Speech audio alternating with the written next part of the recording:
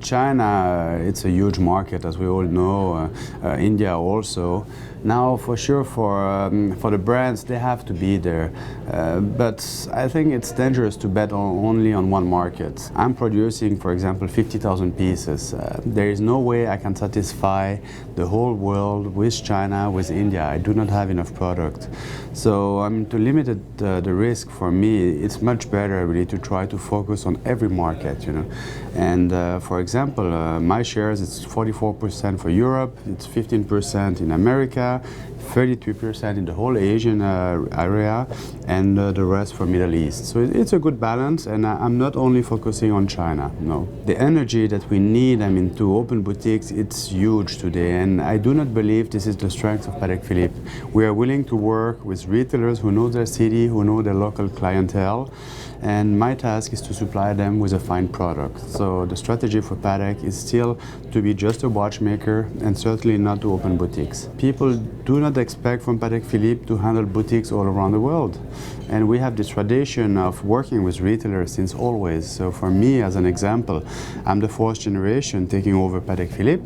And it's not rare that the retailers, they're also the fourth or fifth or sixth generation working with us. And this is fantastic because we know each other very well. And that's the way how I like to do business, I must say. And for the retailers also. It was always very funny for me to see the husband and the wife. You know, the husband telling me, I like Patek, but I'm not going to buy a quartz movement for my wife. You have a beautiful product like the 24, fantastic design, but quartz movement, no, I don't like it. And the wife looking at me saying, I don't care. I love the design of this 24. You know, I'm ready to wear quartz. And now I see the same woman saying, well, I have my 24 in quartz, but I must say I also enjoy to have maybe a perpetual calendar or something more exciting. We need to supply for men and women. It was always the case, and today I don't see why women could not have complication. Patek Philippe has been always making the finest and the smallest movements in terms of fabrication. This is very difficult, and this is why maybe today I can have beautiful design for ladies, because my movements, they are so flat, so thin, that I can realize a real design, especially for the ladies, and not a big watch like you can see a little bit everywhere.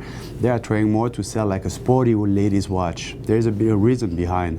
They don't have the movement who is small enough to realize something more classical and more, I would say, elegant. You are approximately 2,000 employees and worldwide. This is the maximum that you want to have?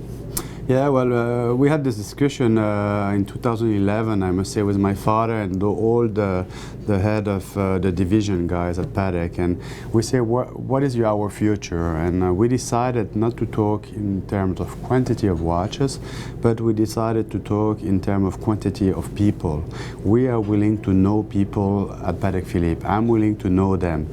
So there's a certain level, an amount, I would say, of people that I cannot increase. Otherwise, for me, it will be weird. And as a family company, I need to know the people. And I believe that 2,000 people is a good number, I must say. We are nearly at the peak of what I believe is right for Patek.